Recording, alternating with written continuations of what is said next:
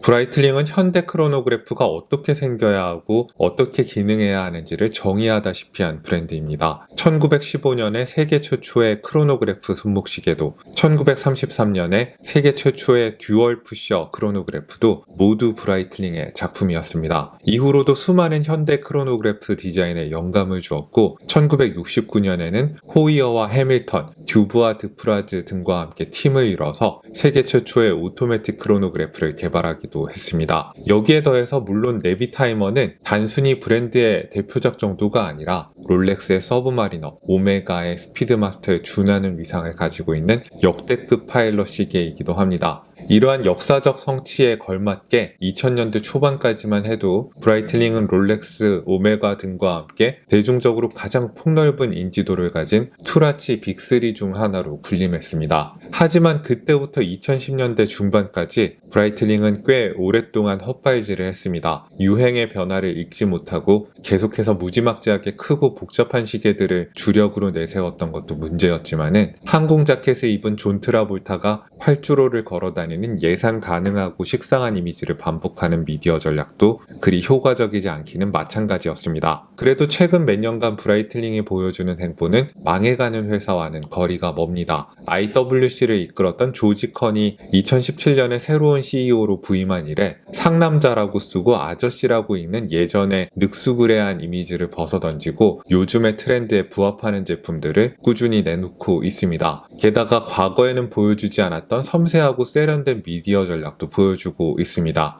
그렇다면 브라이틀링은 투라치 빅3의 위상을 되찾을 수 있을까요?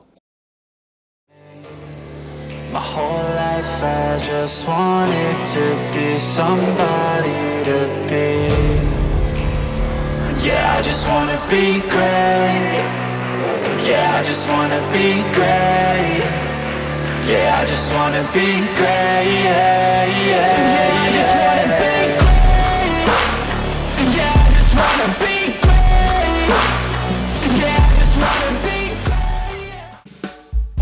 브라이틀링이 예전의 영광을 다시 찾아가기까지는 여전히 오랜 시간과 많은 노력이 필요할 겁니다. 하지만 이 브랜드가 부활하고 있다는 사실은 최근 여러 지표에서 감지되고 있습니다. 가령 지난 4년간의 스위스 시계 브랜드들의 매출 순위를 보면은 브라이틀링은 2017년에 15위에서 2020년 11위까지 순위를 꾸준하게 끌어올린 것을 보실 수 있습니다. 크로노24라는 해외 시계 거래 플랫폼에서 집계한 바에 따르면 2021년에 브라이틀링은 롤렉스, 오메가, 세이코에 이어서 가장 많이 검색된 브랜드였습니다. 브랜드가 재평가되고 있다는 말인 즉슨 헛발질하던 시절에 저평가되거나 묻혔던 걸작들이 재발견되거나 발굴될 가능성이 높다는 뜻이기도 합니다. 남들이 잘 모르는 걸작들을 좋은 가격에 먼저 발견하는 걸 즐거워하시는 분들이라면 더 늦기 전에 브라이틀링의 옛 모델들을 꼭 찾아보시기 바랍니다. 약간의 조사 과정과 인내심이 필요하긴 하겠지만은 언젠가 가치를 인정받을 거라 기대되는 걸작들을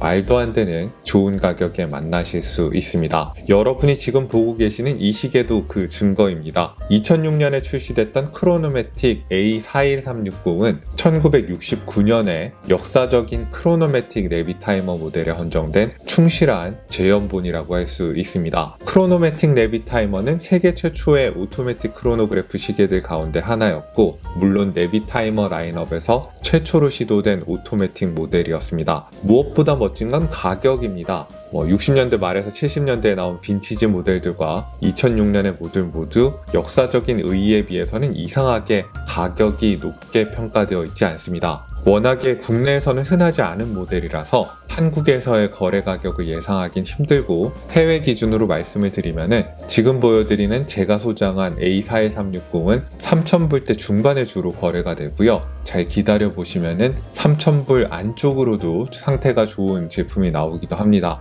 1969년에서 70년대 사이에 나온 빈티지 크로노매틱 네비타이머는 대체로 좀 더 비싸긴 하지만은 비싸게 나올 때도 5,000불을 넘지 않는 가격에 거래가 되고요. 잘 기다려 보시면은 3,000불대 초반의 매물도 드물게 나옵니다. 그러니까 둘 다 약간의 인내심만 발휘하면은 관부가세와 개별 소비세까지 다 부담하고도 500만원 이하의 예산으로 장만하실 수 있다는 이야기입니다. 물론 중고 거래니까 상태가 안 좋은 물건을 받을 위험성은 언제나 있긴 하겠지만요. 이 시기의 매력을 뒷받침하는 건 물론 가격만이 아닙니다. 세계 최초의 오토매틱 크로노그래프 중 하나였다는 역사적 의의와 그 뒤에 있는 흔하지 않은 스토리가 아주 흥미롭습니다. 1960년대 브라이틀링이 당대의 크로노그래프 라이벌이었던 호이어와 파트너가 되어서 오토매틱 크로노그래프의 개발에 같이 착수했다는 사실이 아주 재밌는데요. 딱히 사이가 좋지 않았던 두 라이벌의 파트너십을 가능케 한 것은 위기감이었습니다. 당시는 모터레이싱의 전성기였기 때문에 호이어나 브라이틀링의 수동 크로노그래프 시계들이 큰 인기를 누리고 있었습니다. 하지만 오토매틱 3엔즈 시계가 수동 크로노그래프 시장마저 위협할 새로운 대세로 떠오르고 있는 상황에서 이들은 한시라도 빨리 오토매틱 크로노그래프를 개발해야 앞으로를 도모할 수 있겠다는 판단에 이르게 됩니다. 브라이틀링과 호이어는 무브먼트 제조사였던 뷰렌과 모듈 스페셜리스트 듀부아 드프라즈를 끌어들여서 프로젝트 99이라는 팀을 결성합니다. 나중에 뷰렌을 인수한 해밀턴까지 팀에 합류하면서 프로젝트 99은 시계의 역사에서 전례 없는 대규모 동맹을 구성하게 됩니다. 이들의 구상은 뷰렌의 얇은 오토매틱 무브먼트를 베이스로 활용해서 실용적인 두께의 오토매틱 무브먼트를 내놓는다는 것이었습니다. 당시 뷰렌은 무브먼트 두께를 줄이는데 결정적인 설계라고 할 만한 마이크로 로터의 특허권을 갖고 있어서 IWC나 보메메르시에 같은 회사에 라이센스를 팔기도 했습니다. 이 회사가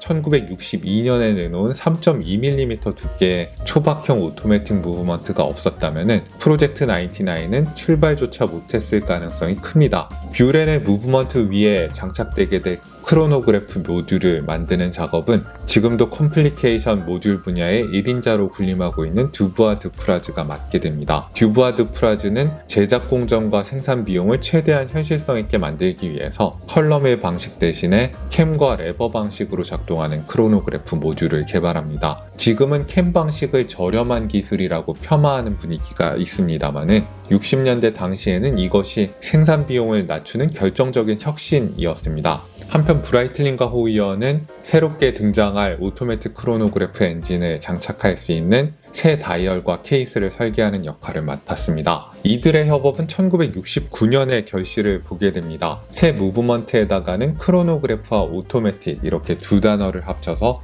크로노매틱이라는 이름을 붙입니다. 이전까지 소비자들은 수동 크로노그래프냐 오토매틱 3엔진이냐 중에서 선택을 했어야 하는데 이제 둘 다 가질 수 있다는 걸 강조하기 위해서 크로노매틱이라는 신조어를 만든 겁니다. 크로노매틱은 원래 크로노그래프를 위해서 개발되지 않았던 무브먼트에다가 모듈을 얹어 놓다 보니까 쿠션은 케이스 오른쪽에 있는데 용두는 왼쪽에 가 있는 특이한 레이아웃을 갖고 있었습니다. 3시, 9시 서브 다이얼에 6시 날짜창을 가진 빈티지 크로노그래프가 용두까지 왼쪽에 있다면 브랜드를 보지 않으셔도 크로노매틱을 장착한 시계겠구나 라고 판단하시면 될 정도입니다. 크로노매틱이 개발되던 것과 비슷한 시기에 세계 최초의 오토매틱 크로노그래프를 만들기 위해 노력 중이던 다른 두 팀이 있었습니다. 당시 크로노미터 무브먼트로 명성을 떨치고 있던 제니스 같은 경우에는 모바도와 팀을 이뤄서 크로노그래프 시장에도 영향력을 끼치려 하고 있었고, 세이코는 일본에서 자기 나름의 독자적인 프로젝트에 착수하고 있었습니다.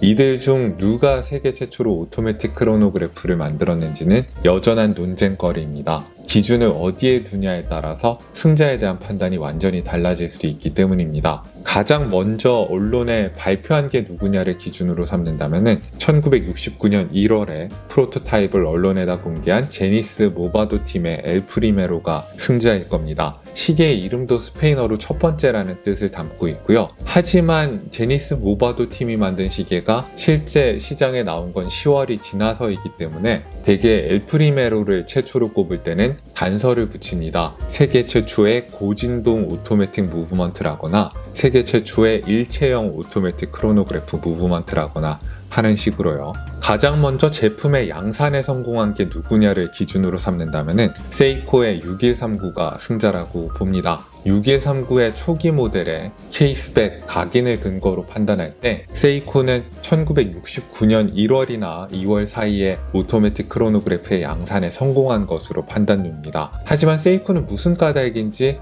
일본 시장에 한정해서만 오토매틱 크로노그래프를 출시했고 미디어를 통한 홍보 활동도 전혀 하지 않았습니다. 당시만 해도 세이코가 서구에는 거의 알려지지 않은 상황이기도 했고요. 가장 먼저 북미와 유럽, 아시아 등의 전 세계 주요 시장의 제품을 전개해서 세계 최초 다운 임팩트를 보여준 게 누구냐를 기준으로 삼는다면 당연히 프로젝트 99이 내놓은 크로노매틱이 승자입니다. 1969년 3월에 제네바와 뉴욕에서 뿐만 아니라 홍콩과 베이루트, 도쿄에서도 기자회견을 가지면서 전 세계적인 홍보 활동을 했고 같은 해 여름부터 북미와 유럽을 비롯한 주요 시장에서 판매를 개시합니다. 참고로 호이어와 제니스가 지금은 다 LVMH 그룹 소속인데요. LVMH는 세계 최초 논쟁에서 어느 한 계열사의 편을 들어주기가 곤란해서인지 호이어가 참여해서 만든 크로노매틱을 세계 최초의 모듈형 크로노그래프로,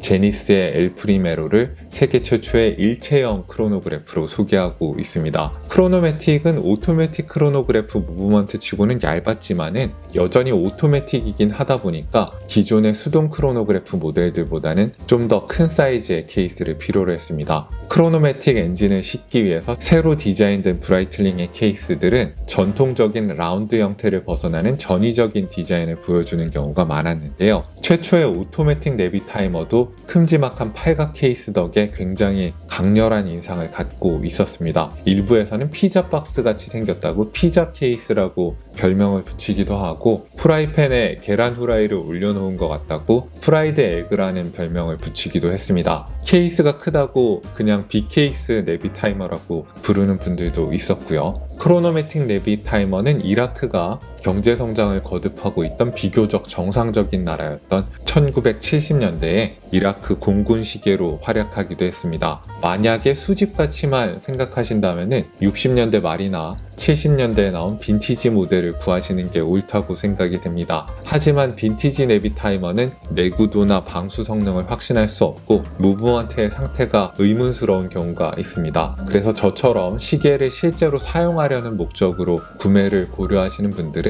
2006년에 제연본이 더 나은 선택이 될 수도 있습니다. 사파이어 크리스탈 유리라든지 아플리케 인덱스 같은 현대적인 마감을 즐기실 수 있고 무브먼트도 좀 더 쉽게 정비가 가능한 것이니까요. 이 모델 역시 수집 가치가 전혀 없지는 않습니다. 약 2년 정도밖에 생산이 되지 않았기 때문에 숫자가 많지 않을 거라고 예상이 되고 크로노매틱 내비 타이머의 재조명이 이루어진다면 가치가 오를 가능성이 분명히 있다고 생각합니다. 물론 이미 잘 나가고 있는 유명 모델처럼 눈에 띄게 확 오르지는 않겠지만은 제 생각에 브라이틀링은 지금이 저점이고 올라갈 일만 남았기 때문에 언젠가 사람들이 이 모델의 가치를 알아볼 날은 분명히 온다고 생각합니다. 게다가 빈티지 모델은 사이즈가 48mm로 정말 과할 정도로 큰 느낌이 있는데 이 모델 같은 경우에는 케이스 직경이 44mm로 평범한 사람도 찰 수 있을 만한 수준으로 사이즈를 줄여놨습니다. 러그 투 러그는 더 짧아서 47mm 밖에 안 되는 데다가 두께도 도명 유리를 포함해서 13.5mm로 얇기 때문에 제 손목 사이즈와 비슷한 분들은 물론이고 손목 둘레가 한 15cm 정도밖에 안 되는